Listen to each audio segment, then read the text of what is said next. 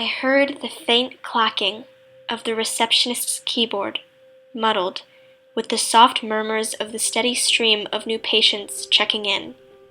And in that moment, I realized there was no looking back. I skeptically stared down the endlessly long white hallway and wondered which door she was behind. When it was my turn, I followed the doctor, and for the first time, I watched them draw her blood. She smiled meekly at me as I winced and my eyes dropped to the floor. She was sick, but she didn't look it.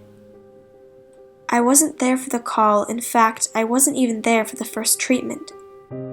I didn't know. She hadn't told me. Instead, I found out from a friend who had been told by her mother, who had been told by mine. My first instinct was to immediately reply with the defensive and forcible no. How could she? We hadn't planned for this. I walked home from school and exasperatedly sprinted up the front steps and called out for her, seeking an answer to fill the gaping hole in my emblazoned chest.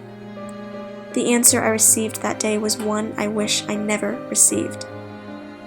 Each day thereafter was a whirlwind of anxiety.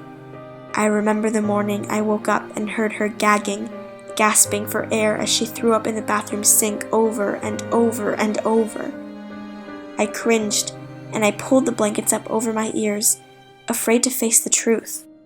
Her sickness was consuming her, and there was no easy way to ease the pain.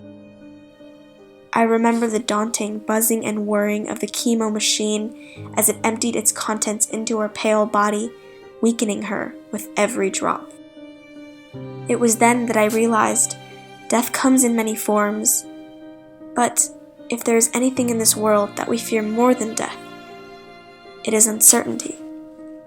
With no promise of tomorrow, I feared running out of time.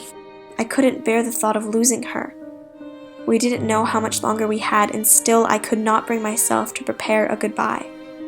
How could you? How could you say goodbye to the woman who raised you, who sacrificed so much and asked for nothing in return, who taught me so much about myself in the decade I had been alive, whose loving heart never treated me unkindly, even despite all the hours of lectures? Losing a person is never easy, especially if it is someone you have shared every bit of yourself with.